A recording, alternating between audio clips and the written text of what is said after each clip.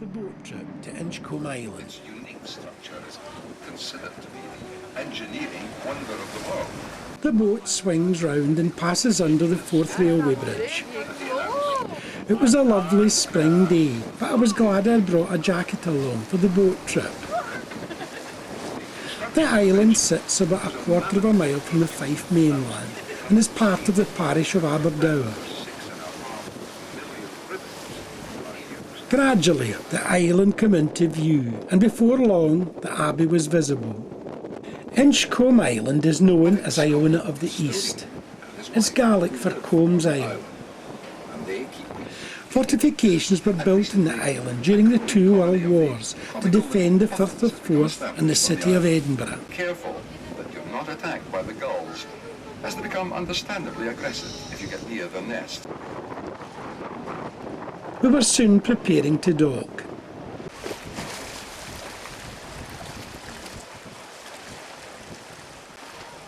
The Abbey sits just above the jetty at the narrowest part of the island. I made my way round to the high ground to the east of the jetty to get a better view of the Abbey.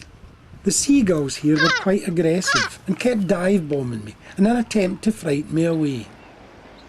The Abbey is a beautiful building and well worth the visit.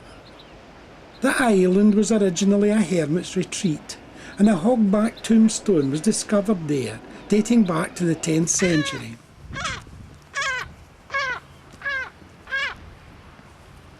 The main path leads up to the Abbey from the jetty beside the visitors' centre. Alexander I was forced to seek refuge in the island in 1123 when his boat was caught in a storm, and he promised to build a monastery there to show his gratitude, but he died less than a year later. A priory was later built in the island with the assistance of his brother David, and it was occupied by Augustinian canons. It was enlarged at the beginning of the next century and became an abbey in 1235. Parts of the Abbey, particularly the Abbot's quarter, sat just above the small sandy bay. The Abbey sits in an impressive setting, and it is probably the most complete building of its kind in Scotland. It fell out of use after the Reformation in the mid-16th century, when monastic life in Scotland was abruptly brought to an end. By this time there were 15 canons in the island, yet they seem to have survived until about 1580, when the church was partially dismantled. The reason for its remarkable condition was probably due to the fact that Inchcolm Island was far more isolated than the mainland abbeys, which were completely ransacked about this time. The first part of the abbey we come to is the ruin of the abbot's house.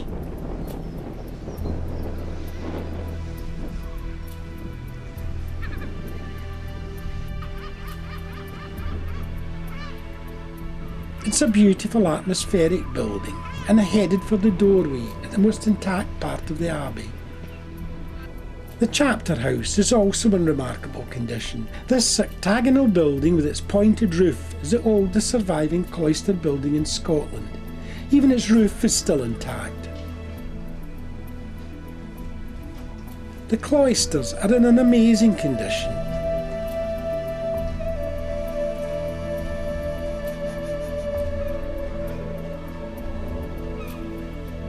This is easily the best preserved medieval cloister in the country. The main buildings of the abbey enclose a central quadrangle.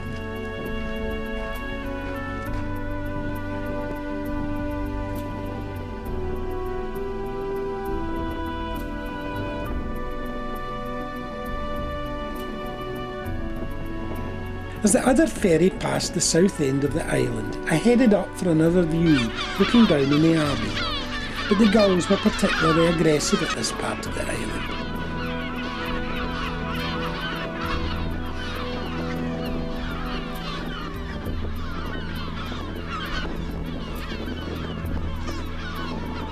Towards the south, the city of Edinburgh could easily be picked out.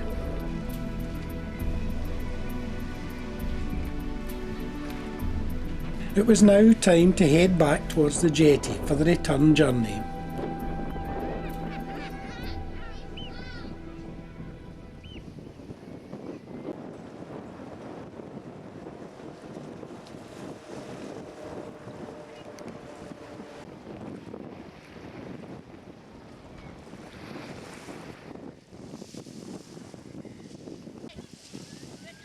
With everyone aboard, the Maid of the Forth eased from the attractive little pier, and we drifted past the ancient Abbey.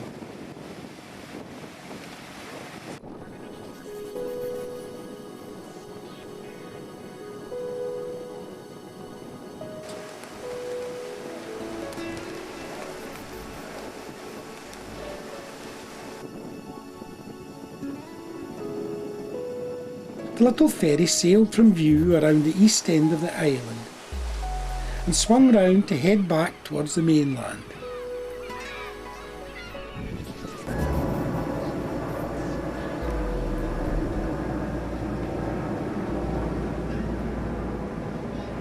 We managed to get a wonderful view of the Abbey from here on its narrow strip of land as we started to leave the little island behind.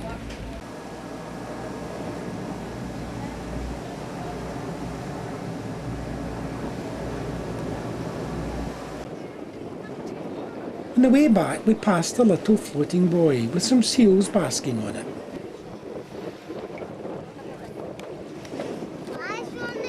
The return journey was a lot milder than on the way out, and soon the outlines of the bridges could be made out in the distance as we headed into the early evening sun.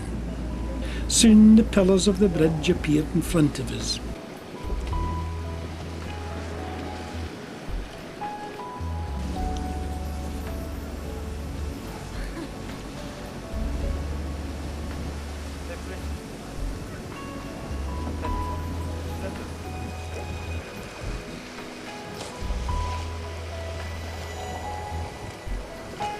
This sail to Iona of the East was certainly a wonderful and worthwhile trip.